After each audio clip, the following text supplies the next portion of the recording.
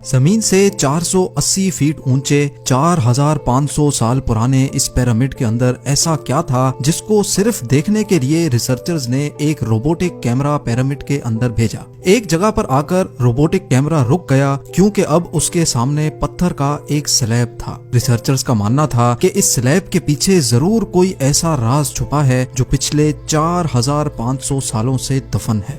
ये राज इनको हर कीमत पर जानना था, इसलिए उन्होंने रोबोट के आगे एक ड्रिल मशीन लगाई जिसने उस पत्थर के स्लैब में बारीक छेद कर दिया।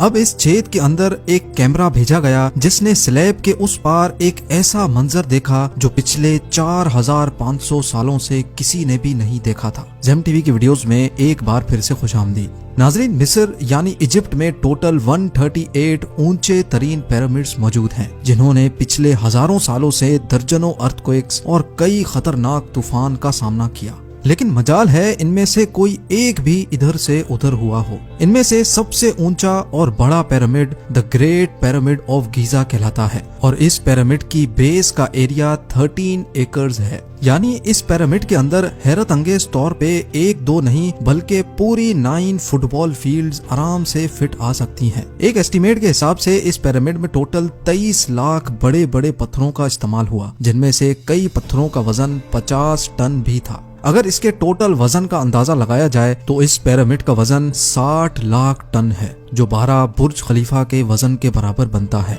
लेकिन इतने ऊंचे और आलीशान पिरामिड्स बनाने का आखिर मकसद क्या था? हजारों साल पहले जब इंसान के पास कोई टूल्स भी मौजूद नहीं थे, तब इन पिरामिड्स की दीवारों को कैसे इंच बाय इंच लेवल किया गया? कैसे 50 टन वजनी पत्थरों को स्क्वायर शेप में काटकर बगैर क्रेन के ही 480 फीट ऊंचाई तक पहुंचाया गया? और इनको बनाने में ऐसे कौन से इंजीनियर्स का हाथ था जिन्होंने इन पिरामिड्स को अर्थक्वेक प्रूफ के साथ साथ इनकी तमाम साइड्स को एग्जैक्टली 51.5 डिग्री के एंगल पे सेट किया? ये सब आप जान सकेंगे आज की इस वीडियो में। तो आइए शुरू करते हैं।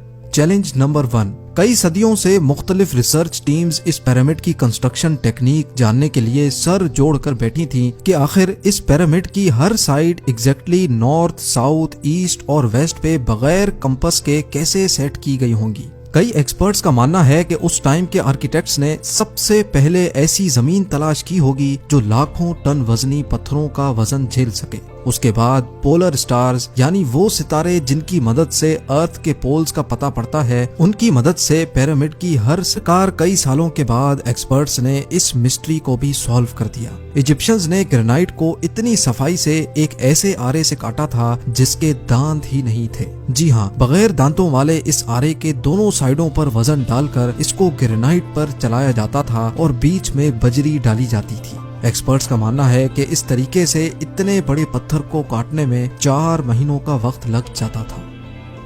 आखिरकार पिरामिड्स बनाने का मकसद क्या था?